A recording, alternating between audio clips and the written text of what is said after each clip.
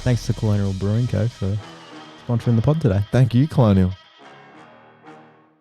For those of you who may not know, It's pros and cons time! Mr. Smith? Hey, who's that? David Zacka Parker Ruckus. Wrong. How the bloody hell do you say that? Pros and cons. What is going on, everybody? Quarantine version of the pros and the cons. Thanks for having me in the theatre room, mate. Yeah, no worries. Well, it's work, so we can when it's work, you can do one-on-one, can't you? Yes, you can. Yes. We're keeping a safe social distance. I'm on the other side of the couch. Yes. Close enough to. Yes. How are you going, mate? It's been about 3.5 weeks of lockdown. I know it's been pretty crazy, and I think from the outset, we'll say going forward with our pod. Yep. Not really planning on being a coronavirus updating No, we're episode. not. So if you want to tune in for that sort of stuff, maybe just check the news out, I reckon. Go to the project or Yes, something. we're still running our normal program with our guests on. So we'll try to avoid it at all costs. It's probably going to come up because we happen to be sitting in your lounge room now. Yep.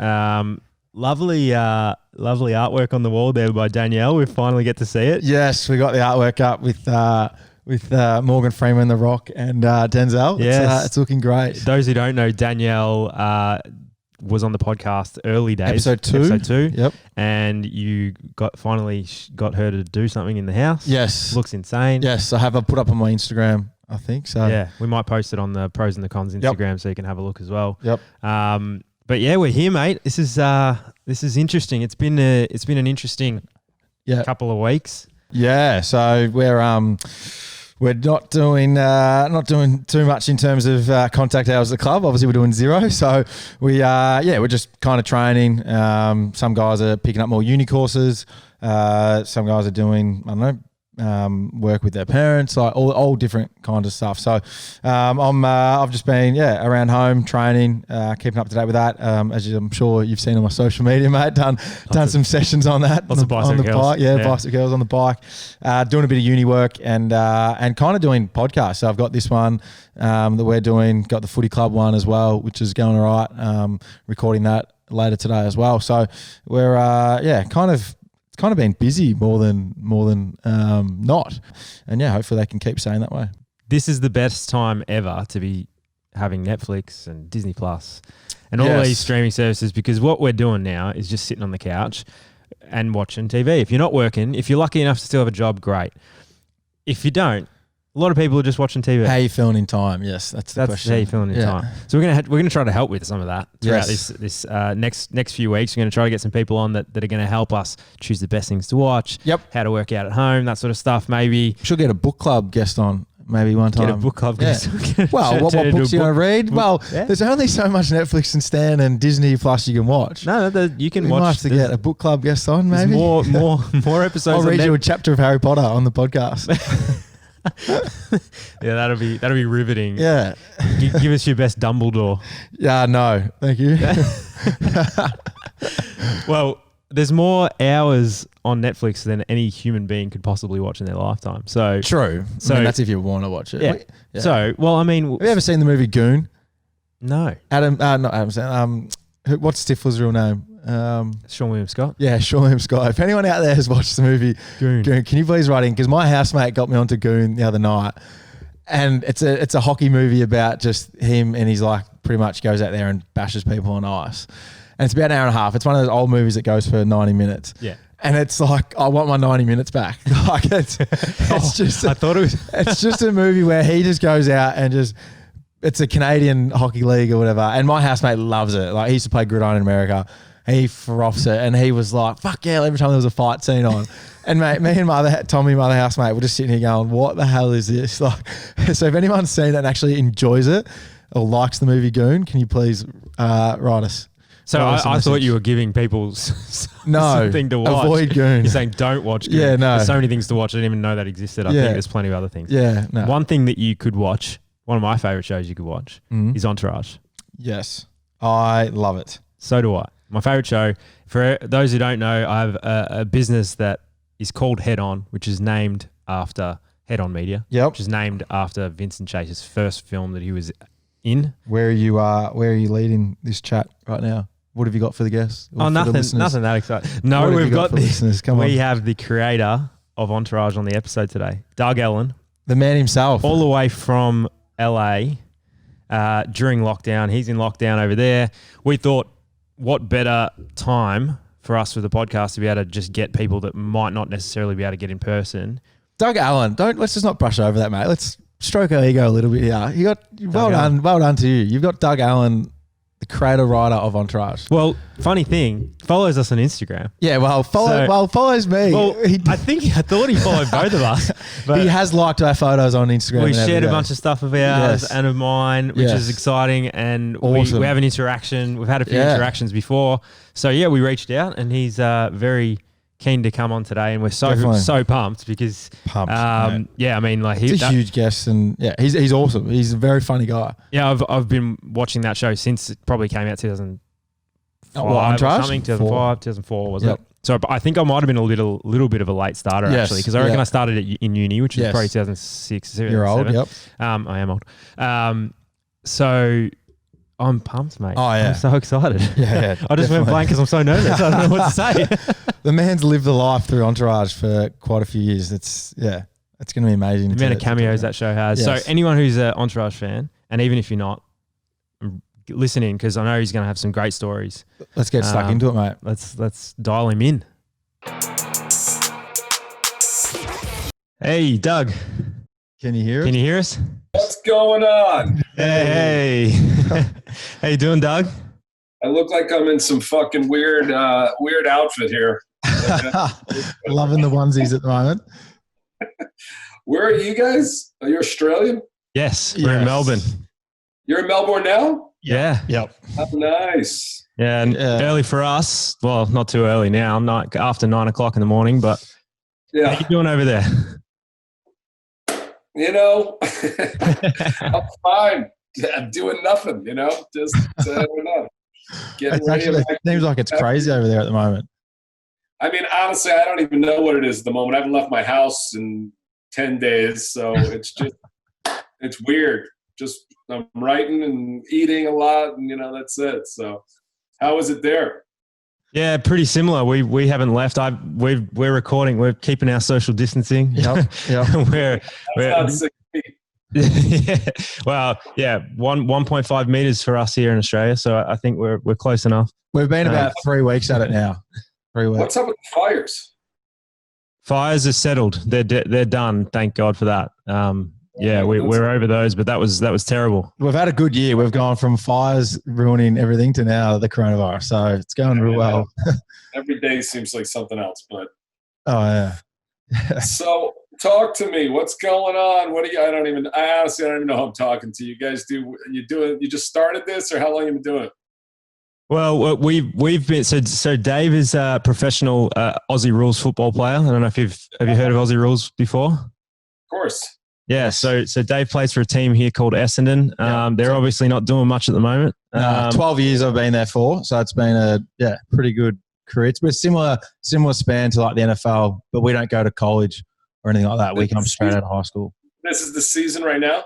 Yeah, so we're meant to start similar to baseball. We start on it kind of end of March into April, and then we play through to September. So we played one round, we had one game, and then the season got shut down. So we played one game without fans, stadium empty, and then now we're off until probably May or June. How many seats does the stadium have?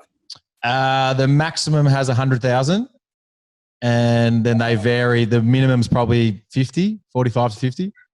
Nice. Yeah. So, but it was we played in front of empty stadium. So, and we play similar to the NFL where we have 22 game season rather than say a 16.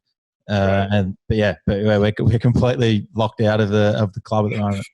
It's fucking crazy. You staying in shape, or what are you doing? Yeah. So I had a session this morning, we full program. We got sent through, so they can still talk to us and liaise with us, and we have meetings pretty much every second day. So they keep on top of us, but some guys are going crazy because they live in apartments that can't really do much, where other guys live in a bit of an area where they can get out. So it's kind of, everyone's a bit different.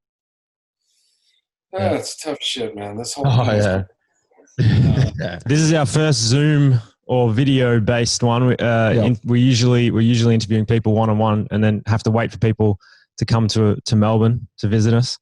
But we actually had an LA trip planned, and we were going to hit you up to do one in person, but man, who knows when that's going to be now.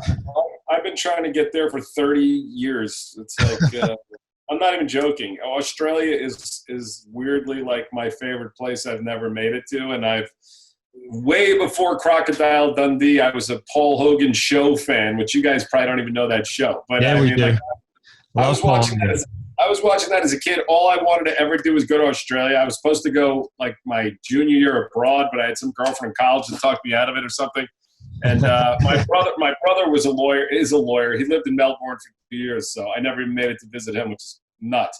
And I wanted to go to the Australian Open tennis this year, and that didn't happen either. So someday I'm going to make it. Well, when you do, you can come and join us on the podcast in person, or when we come over there, we'll get you back on. Yeah, great. We'll do a double. Well, we're pumped to chat to you about Entourage. I mean, I know we've had some interactions online. Yep. You and I, and Dave. I have an advertising agency that's called Head On, which I named after the first film that Vinny Chase was in. Yeah, so shout out to you. There's a bit of a homage to you with my business that's been running for 10 years now. Appreciate that. Wow, 10 years. Time's flying. I know, right? Yeah. I wanted to jump straight into Entourage chat. I mean, I know that the story of Entourage came from Mark Wahlberg wanting to make a film or make a TV show about this. Is that right? I mean, kind of. His manager was my manager, and he was a friend of mine from college. And really, there wasn't much of a story. It was, I went to lunch with Steve, his name is, and he said, I want to do a show about Mark and his friends called Entourage. That was the idea. There really wasn't much else to it. Mark had followed his friends around with cameras, and they were like a funny, crazy crew that you can see more Wahlburgers and things like that. But that was kind of the idea that Steve came to me with. And I kind of, my first instinct was I don't like it. And it's this ridiculous idea to watch a bunch of guys live off another guy. But ultimately, I remember that lunch, weirdly enough, but Steve said, go home, you'll figure it out. And I didn't have a job anyway. So I sat down and I started thinking about it. And I really kind of, I kind of used my interpretation of Mark's life and then kind of melded it with my stories and my friends. And that's kind of why it became a New York-based Hollywood show than Boston, which is Mark. But that's where the initial idea came from. So what was it about it that you didn't like? Was it just the fact that it was those? Well, I'm not an Entourage guy, so I mean, it was tough for me to figure out. I never really understood why guys want to be in a crew where they're fucking loser hanger-ons and stuff like that. I never got that. And I have tons of friends. All my friends are bases of the characters in the show, and their names were in the show. But I wouldn't live with any of them at 30, and I wouldn't hang out with them that much, So it seemed a little whatever. But ultimately, my thought was how it can be a family and how they can really be brothers. Because in Mark's case, it wasn't, his crew was not his real brother. Like a lot of people thought Johnny Drama was based on Mark's brother, but obviously he wasn't, because Mark's brothers are all successful and do their own thing, and none of them live with him and stuff. So I see my dog roaming around alone outside. I'm not sure what's happening. Sorry. You're right. That's all right. Sarah! Parents just roaming around outside. Sorry. Yeah, you can see my full outfit. Yeah. I'm like, are you living in the onesies at the moment? What's going on? Yeah, I mean, this company One Piece sent me them, and they're great. And I walk around when I have, which has been like once in the last 10 days. When I walk the neighborhood, people think I'm fucking crazy, which I like. So, well, on that, so on your social media, being put that you're going to wear it. Have you actually kept it on, or behind the cameras you've taken it off? I have a bunch of them, but I've been wearing it I've been wearing it. I wash them and I wear them. By the way, I shaved today, which I swore I wasn't going to do, but I actually have a pitch for a show Thursday. Yep. So about an hour ago, I looked like, an old fucking weird guy, but I've been wearing it. Well, you're washing the dishes this morning, you had the full beard on. Yeah, exactly. So I'm comfortable in this, and I've been wearing them most of the time. It's kind of like my quarantine feel and vibe. So now, just on, you mentioned before about basing some of the characters on your mates growing up. So did you have any specific friends you went, shit, like you're going to be fucking perfect for the show to go on there, that you had for years in planning? Well, no, not for years in planning, but when it started trying to figure out the group, I kind of took little traits of a bunch of different people and kind of meshed them together. Mark has a Johnny Drama in his life, who's actually a very funny, entertaining character that's on Wahlburgers.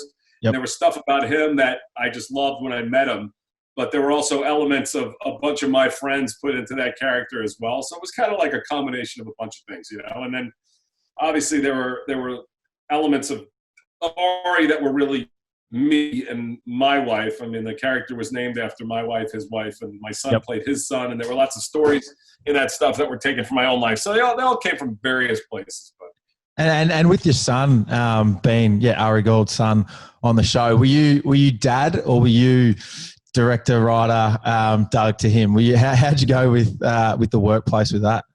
To be honest with you, it was dad. If it wasn't going to be a fun thing, he wasn't going to do it. I really, you know, and now looking back, it's weird because he's not involved in Hollywood at all. But the last thing in the world I wanted was like a child actor or anything. But he would come to set and he was just funny. And, you know, him and Piven used to talk and mess around. And I'm like, he's good. And I just put him on tape.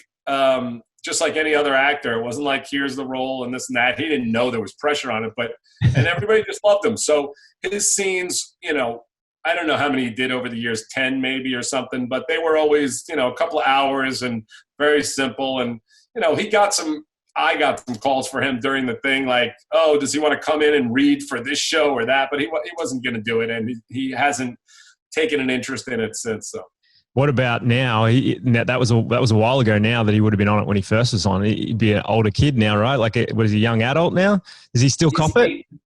He's 18 now, and I think he's not interested in the whole acting thing, but I think, like, at 18, he'd like to be on a TV show. He doesn't want to do anything to get there, but I think at 18 it would be a good thing, you know? And, you know, he was on a show where no kids watched it. So it wasn't like he went to school and people were like, you're on that show. Like, nobody watched it that was his age, so. But now those kids that now he's that age, it's probably a cool thing to go back and watch. Do his friends give him shit? Yeah, now weirdly enough, like his friends all watch it now. You know, like a lot of younger kids are finding it now, especially in the quarantine. So go back to where you you decided you're going to develop this. You took it to HBO. Is that how it worked? That was it. At the time, there was really nowhere else to go. I mean. There wasn't Netflix, there wasn't Amazon, there wasn't any of that stuff. And HBO was the king, and we really wanted to do an edgy show with language like that. There was really nowhere else to go at that point. So, I mean, you're talking Sopranos was still on at that time on HBO, The Wire, 6 Feet Under, Band of Brothers was just on. Like some crazy things were going on HBO. They were killing the game at the time. HBO was like, I mean, I remember the day, you know, we pitched the show and they bought it, which seemed like, the greatest victory in the history of the universe when it happened, you know, because I had never done anything in TV. Steve had never done anything in TV, and Mark had never done anything in TV. Mark wasn't even at the meeting, but we were walking in there with nothing. They bought a script, which seemed like, holy shit. And we walked out of that meeting at the HBO towers like we own the fucking universe. And that was pretty meaningless because it took about 2 years before they actually let us shoot it. And I probably wrote 25 different versions of the script, which, funny enough, I just spoke to the guys in the last couple of days. I found the first script that HBO hated, that they were like never going to make, that I wrote. We're going to do like a Zoom reading of either a scene or maybe the whole script of like this script that, you know, that never was, where the characters had different names and they acted differently, and it's pretty funny. So wow, that's awesome. So HBO just your first script you sent through HBO just like, no, this is not happening. Yeah, I mean, I remember I was Steve called me and said, and we were like, we loved it. We thought like, you know, and I'm a very negative person, so usually I'm like, it sucks. But I was like, I fucking love this. I can't wait to do this. And he called me and he's like, yeah, they didn't like it. I'm like, what didn't they like? He's like, they didn't like anything. I'm like, you know? So, I mean, it's interesting to look at that script. It's so much darker and edgier. And, you know, Chris Albrecht was the head of HBO, who's the guy who put Sopranos and Sex and the City and The Wire on. And he's the best. And he was like the Godfather at the time. He was like this scary character. You're like, you didn't want to like, insult him because he got your future in his hands. But he really pushed me to make it fun. I mean, part of me looking at Mark and his crew, they were an edgier group. They would, they were a tough group of Boston guys. And the group, in fact, Dominic Lombardozzi on The Wire, who's a friend of mine, was like the guy I wanted for Turtle. Like I wanted him as Turtle, who's a fucking tough, guy from the Bronx. So it was, while it still had a lot of the same humor, it was a lot darker and it was a lot edgier. Chris wanted it more fun and more light, and he was right. So it took some time to kind of remove my New Yorker Sopranos Junior attitudes and go, you know what, this has got to be like a fun show. And even though these guys are going to be cool, they're not the type of guys that are going to go punch people in the face and, and like rob a house. So it was different. So during this planning stage, obviously it's quite a unique show where it's fictional in terms of the characters all have, say, their names like Turtle and Vinny Chase and all that, but then you have people play their own personal self. So Tom Brady comes on, plays himself, that kind of thing. What stage did you kind of go, we'll have the mix between a fictional based show with then real life characters playing themselves in Hollywood? Instantaneously. I mean, that was part of the initial thing, and Larry Sanders was a big influence on me, if you've ever seen that show. But I wanted it to feel so real, and the fact that we had actors that weren't just instantaneously recognizable by face, maybe Piven was, but I wanted it to feel like they were in the real world, and I wanted the real stars to be the real stars, which was, sometimes it was tricky. Like, okay, how are we going to get this guy to play a character, when he's famous? But we worked that out, and we would debate that. But, in the pilot, we had Ali Larder and Mark. So, that was what we wanted from the get-go. Now, that was tough. The first season, it was impossible to get anybody to show up for the show. It became easier as we went along, but nobody knew what it was. Nobody knew who I was, and nobody cared that, Mark was a producer because, what did that matter to them? They wanted and didn't want to look stupid. So it was hard to get people in the first season, but. Let's talk cameos. Who was the best on-screen cameo that you had during the time? I mean, I don't know. There was so many, and I look back now and it's more like, what was the best experience I had? And you mentioned Tom Brady. It's like, he was so great and so cool. And Mark Teixeira, who's the first baseman for the Yankees, got me Yankee Stadium. And we shot in Yankee Stadium. And I had all the guys that I'm talking about from elementary school who have had characters named after them on the show and influenced stories on the show. They were all there in Yankee Stadium while I'm filming and owning Yankee Stadium. The U2 concert, to get Bono and say happy birthday to Johnny Drama on my birthday, by the way. I think it was my That's one of the most amazing scenes ever for a fan. And so many people don't think it's real, which I can't tell you. When I saw the footage, because we shot that, I believe, on a Friday. Yep. And we had no idea. I get a call that Bono will say one line, but he doesn't tell us when. And we just had, again, we were shooting that first season, so we're still nobodies. So the four guys I'm not even sure if Piven's in that scene or not. I don't remember, but the guys are in the Staples Center for a U2 concert.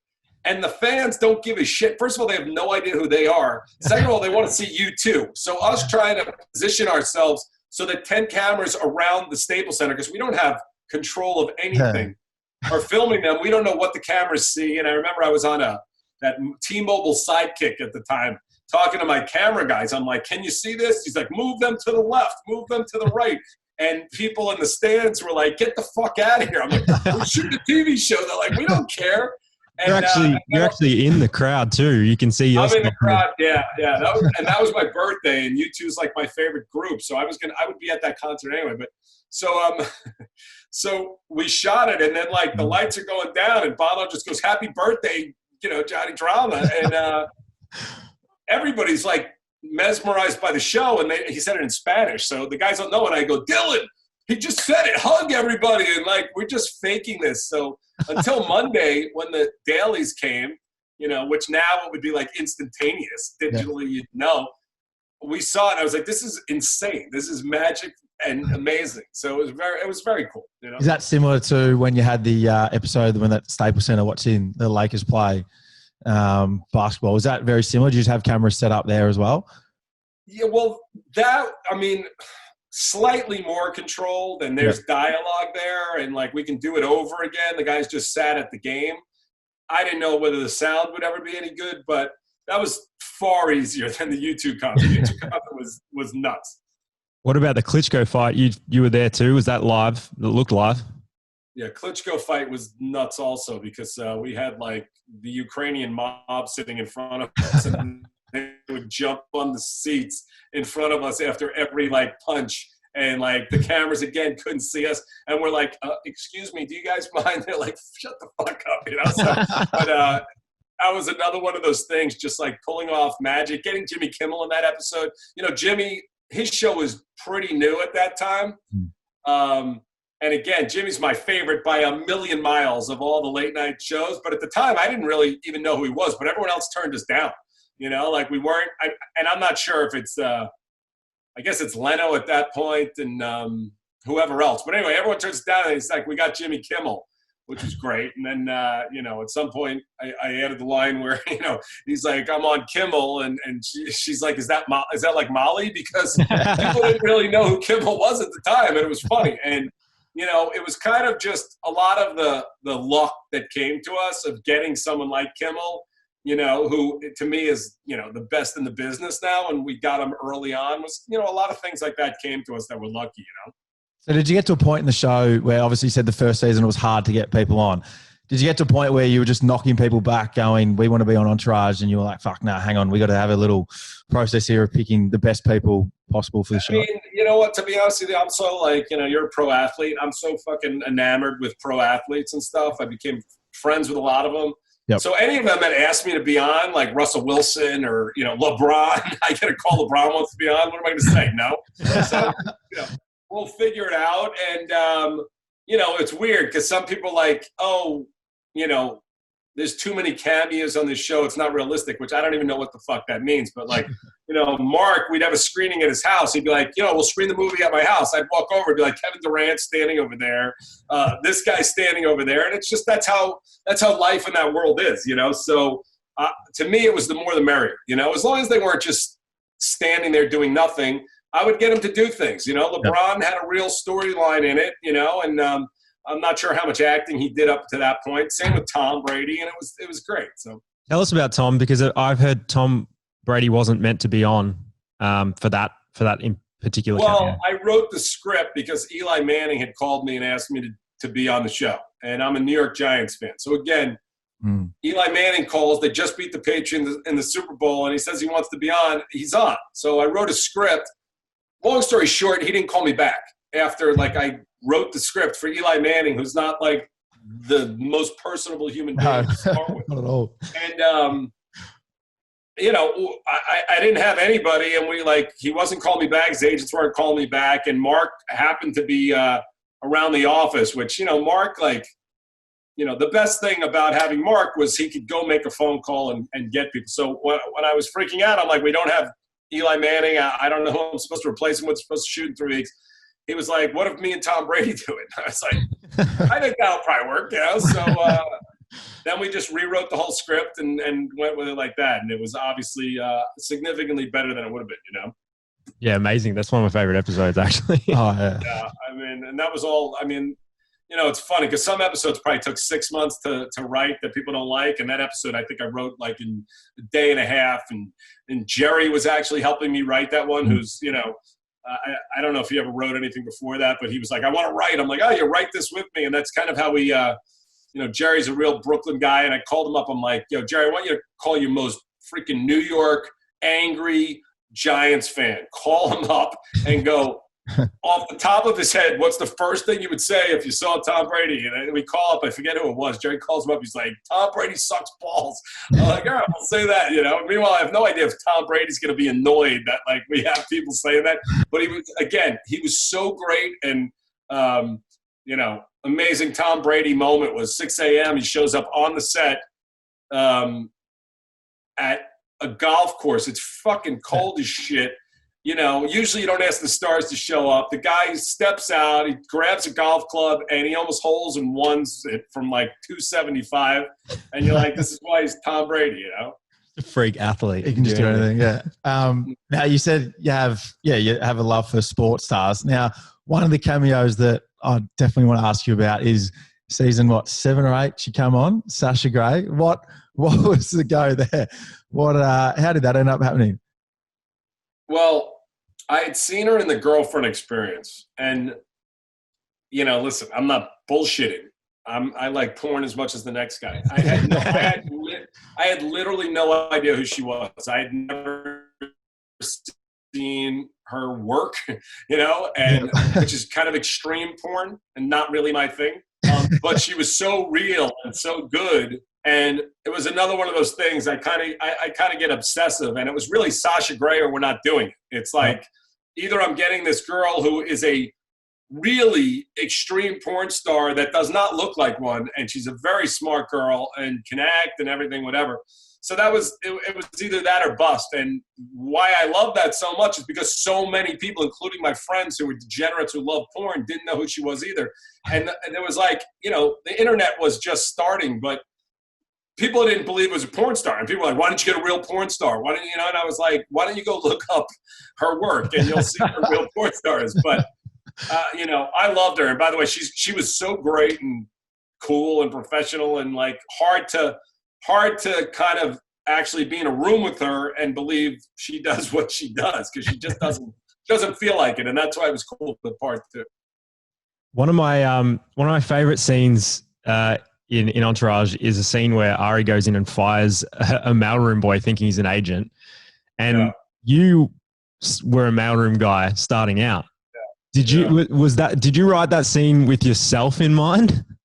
I mean, I can't even remember at this point, but I had a bad firing at the agency as well. So, well, tell us about that.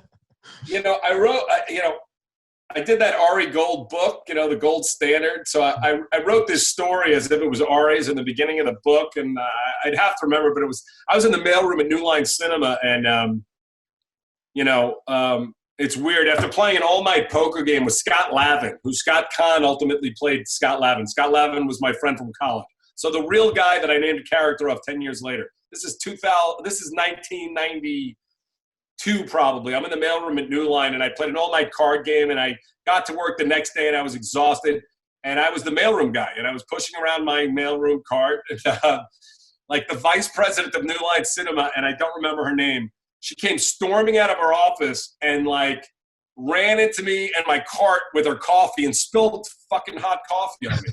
And she goes, "What the fuck are you doing there?" And I go, "What the fuck are you doing?" And I look around and I see like everybody's looking at me, and I just remember, I mean, maybe I'm exaggerating something, but I remember just being like, I guess I'll just leave. And I got in the elevator and I left with no job and no money. And I remember like being in that elevator going, my fucking life is over. I just like told the head of New Line, like number 4 in charge of New Line Cinema, to go fuck themselves basically. So that was my thing. But the mailroom thing probably came out of something from that, remembering the way people were treated at these agencies, at these studios and things like that. So now I've noticed from following you on Instagram that you are love binge watching your TV shows. So I've got a bit of a binge or cringe segment for you, where I want you to tell us if this is binge worthy TV or if we should avoid it at all costs. So I've got a list here for you, and you might not have, tell us if you haven't seen any of these, and then I want you to add some more if you've got some more. So we're all in lockdown right now. Tiger King. I mean, obviously you watch it. I mean, I'm a big animal guy, and like I fucking kill a human before I kill the tiger. I swear to God. But obviously, it's very entertaining in a train wreck kind of way. But yeah, I watched it in like 2 days. So yeah, so that's binge worthy. All right, good. Gossip Girl. Gossip Girl was a great show. I mean, I haven't watched it in years, but Josh Schwartz is a great writer. Great show. I mean, Okay. I haven't seen it in years, but I would definitely tell my kids to binge it now for sure. All right, binge. The Wire. I mean, That's one of the greatest shows ever made. top five ever. Yeah. You know, Yeah. and perfect for now. Yeah. Because all the time, because The Wire is a complicated show. It's not an easy watch, and it's not, light, and you're not going to be texting and watching it and have any idea what's happening, but genius. And, The Wire, it's a good thing. When I pitched Entourage, I had like a one sheet, of my pitch, just to compare me to David Simon.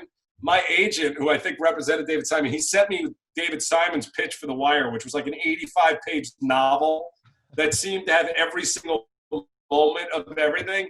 And when he sent me that, I was like, I'm never going to make it in this. I can't do this. This is not even possible for me to even think this hard. Because, the way I write is like I make it up as I go along. I don't fucking have a plan for 9 years, which, is tricky because most shows today, you better. But I had no idea where Entourage was going. And David Simon seemed to have it all down at the beginning, and it's brilliant. I mean, everyone should watch The Wire, All right, definitely binge then. The Bachelor or Bachelorette. It's embarrassing. I'm not gonna lie. I mean, I never watched reality TV show till my new girlfriend, we have a bachelor party here every Monday night. But during the quarantine, because I've never seen it till last year, I watched like season 1 or 5, whatever it was. I like it. You know what? It really gets my mind going. It really gets. Love Island is freaking good, and Love Is Blind is really good. You guys watch that? Yeah, we have our own versions of The Bachelor here and Bachelorette. So maybe you need it while you got some time. Maybe you I can should probably watch that because I love Australians, so I should probably watch that. Yeah. We've got Love Island, Temptation Island. We've got all that shit here too. So and they're the most popular shows on TV. We haven't had one cringe yet, so this is very good. Peaky Blinders. Great. Yeah. Great. No. Ballers. I've never seen it. I've literally never seen it. I'm sure with everyone involved, those are lots of my good friends. I'm sure it's great. I've never seen it. Yeah, that's why I put it on the list because I saw there was a bunch of people that you'd worked with on there. Yeah, I'm sure it's good. Rick and Morty. Great. Okay, yeah. Real Housewives. You know what? I mean, I watched Beverly Hills like somehow the first season. It was riveting. I haven't seen it since, but people love it, so I'm sure it's worth watching. It's not gonna get. If I get another one of these reality shows on my list, I'm fucked. So I need to get through. I need to get season 3 of Killing Eve right now. So all right, and the final one I've got on my list, The Apprentice. it'd be interesting to look at that now, for sure. I mean, I used to watch The Apprentice every week, so it would be interesting to watch it now. So I want to go back. I want to go to your social media account because in isolation, your social media account has gone through the roof with the amount of videos you're posting, and hilarious, mind you. Are you sourcing these videos, or are you just getting mates to send them through to you whenever they get them? People send me stuff now, which is nice, and it's funny because I never got into this. Instagram was always like for myself and my kids and whatever. And, everyone was like, you got to do something with this. You can make money or whatever. I never cared. But it's interesting to see now that I look at so many of the sites that are basically just resourcing stuff from other stuff. So that's what I do. And I'm not trying to really do anything with it. Just, something that amuses me or something that pisses me off. I had some battles last night because, it's wild to see how crazy people are, and I don't have that many followers, but, I posted a Trump thing that makes him look stupid. Then I posted a Chris Cuomo thing on the other side. And everyone on both sides is like, oh, and I'm not on a particular side. I'm just trying to find out what the right thing in the world is right now, Yeah, so I see you do that when I'll scroll through your comments sometimes because they're very entertaining. So you'll just go back at people on Instagram if you feel like. I love the Instagram fights. Yeah, I enjoy them. And now I'm more like because I realize some of them are probably just trolls. So I just like to annoy people now. I'm just like I fuck off and whatever. But it's it's a scary world because you see how easily influenced people are by it and. The truth is both sides of the media are fucking awful. It's so hard to get the truth of what's going on and what's not. And for me, it's an important question whether this was the right move. I don't know whether it was or not. Yeah. So just on one of the shows that you missed out, Stan, have you seen the Loudest Voice, the Fox News one? The Crow, the Roger Ailes, yeah, Russell Crowe. Yeah, so that's another one, like just with media and news, and see how they manipulate. Is that a binge? Everything. Is that a binge? That's a binge. It's a 7-episode, 7-part. That's a binge. Yeah, it's definitely a binge, and it's crazy to see how that thing rose, but you can see the other side too, and I have no idea if you guys are liberals or not, and I'm not really that liberal, but I'm definitely not a Trump guy, and the liberals are fucking crazy too. You can't say anything, It's like both sides just want to shout everybody down, so it's a scary time. Yeah, we got crazy politics here. I'm not really into it. It's not as unbelievable as yours, but we're one of the most unstable countries. Yeah, we've had like 6 prime ministers in 5 years. Yeah, something like that. Yeah, and I mean, but you guys have a prime minister who like doesn't think the fires are, that's just normal course for the day. I mean, so it's tough. And again, I'm a big animal guy, so like me seeing fucking koalas burning, it pisses me off, So. But yeah, it's a wild time right now. I have no idea what's going to happen. I have no idea whether this was the right move or not. Well, you guys are going into summer too, so that's when California really heats up with the wildfires and that too, doesn't it? Yeah, I mean, for the wildfires, but God, I don't even know what's going to happen. People have to, leave their house for fires. But there was crazy weather in New York yesterday while people are on lockdown. I got friends with no power in New York, and they're locked in their house. So it's tough. Well, the news from the south even come through that had all the tornadoes that come through, and they got to leave the house and go into bloody community centers and all that, where they're now afraid that the virus can go through there. It's ridiculous. It's really horrible. So, scary times. Yeah, definitely. Yeah. But anyway, well, let's bring it back to Entourage, because this is what's going to keep everyone going right now. The most bingeable show, I think, if we're going to have a list. Entourage is the top of my bingeable. Is there anything for another Entourage movie coming out, or anything that you can give us? No more Entourage. I might do a podcast with Kevin Dillon. Yep. Okay. But no. And as I said, we may Zoom the script. Yep. But that's it. We're not. It was a great run, and those guys, everybody in the group is like family to me. But it's Well, how come you did do a movie after a couple of years later? Then you, I mean, the movie was awesome. We loved it, but yeah. Thanks. You know what? I didn't want to, and not like I didn't want to. Like it was just like I felt like we were done, and I actually liked the movie, and I know it did well in Australia, better than it did here. But but Mark really convinced me to do it. He really convinced me that it could give the whole TV show a second life, and I'm glad I did it.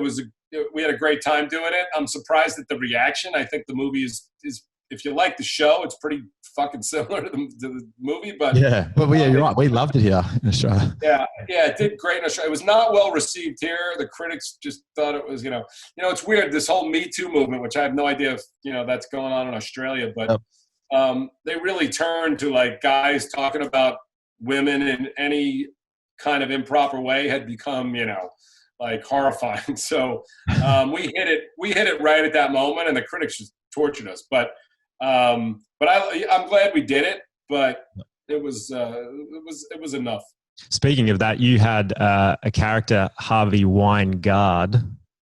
You wrote into you, and I think that got a bit of whether it was. It was basically news. It became a bit of news that he was represented in some way in your story. How did you take that during that time?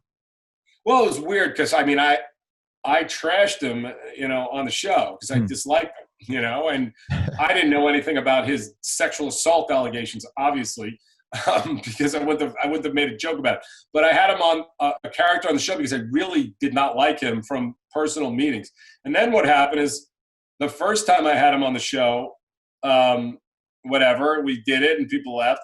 And then I couldn't figure out it, which often happened. I couldn't figure out the next episode. And I was sitting in my office on New Year's Eve by myself. And Kevin Connolly called me and told me that he ran into Harvey. And Harvey told him he was going to kill me. He said, Kevin Connolly's like a battler, like in the show, he'll fight anybody. He's like he's fucking crazy. I love him. He's exactly what I wrote. And some people were like, oh, E's soft. I'm like, E's not soft. And Kevin Connolly's not soft. He's not a big guy, but he'll fucking get on the ground. He'll fight anybody.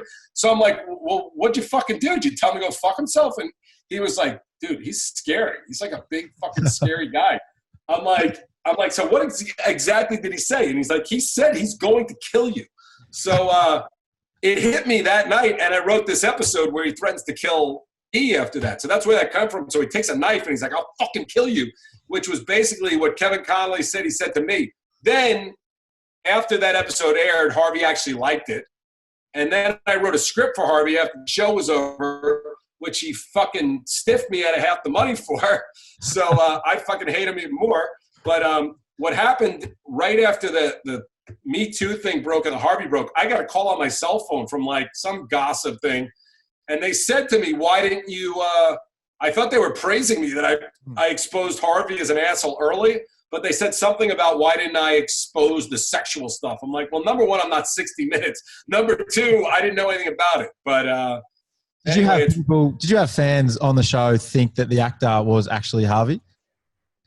Oh yeah, there's still people who text me like, "Why did I hire Harvey Weinstein?" I'm like, what do you want me to tell you? And then that's when you realize how stupid a lot of fucking people are. I mean, like Harvey's gonna do that. But the best thing ever. You want to ask me about the best cameo? That might have been the best cameo because Cameron had a problem with Harvey, and I got James Cameron. I mean, James fucking Cameron is on the show, which I can't believe we got him, and he told a great story about this fight he had with Harvey, which I don't remember the details, but it was awesome. But at the scene, I'm like, and you don't know what you can ask a guy like Cameron or not. I don't know him well. He's on the set. But I'm like, what do you think about saying fuck Harvey, at the end of the scene? He's like, oh, great. So, that was pretty awesome. And then in that scene, and I'm embarrassingly blanking on her name, but she had one line, the girl from This Is Us. Is that the name of the show? This Is Us? Yeah, I don't know. You don't know it? It's like a huge show here. I think it's the guy who created Friday Night Lights. Yep. Mandy Moore's in it. I don't know. It's a big show here. Anyway, that girl had one line like in that episode with Cameron, so it reminded me of that. That's funny. Amazing. Forgot. Yeah, James Cameron. It's one of the best cats of all time. That was good. That is amazing. Well, Doug, thank you so much for coming on, man. You got it, guys. Appreciate it. Been awesome. Thank you so much. Stay safe over there. Yeah, you too. Be good. Hopefully I'll get to Australia soon. I'm hoping. And those onesies, all right? Yeah, I'll bring them with me. Yeah, perfect. All right, later, guys. Again. Thanks, Doug. Yeah. There we go, mate. Thanks to Doug for dialing in on that one. Hopefully that all went smoothly. Huge thank you to Doug for audio, video point of view. Huge thank you. And thank you, listeners. Hopefully you got a lot out of that. Entourage fans, you would have fucking loved that chat. You could see how excited he was talking about people, but thank you so much for that. Thanks to Colonial, sponsoring the pod as per usual, even during these hard times. Colonial are open for business in Port Melbourne. If you are in the area, you can actually go and pick up some slabs, pick up some beers. Southwest Sour, guys, get onto it. Get on that. They've got a new sour out as well. Yes, they do. Is that what it's called? Southwest Sour, the orange ones. Yep. You like. There's a new one out as well. New sour out. Yes. Got to get on it. Haven't tried it yet. Done. All right, guys. We'll see you next week. Done. You. Yeah, you missed that.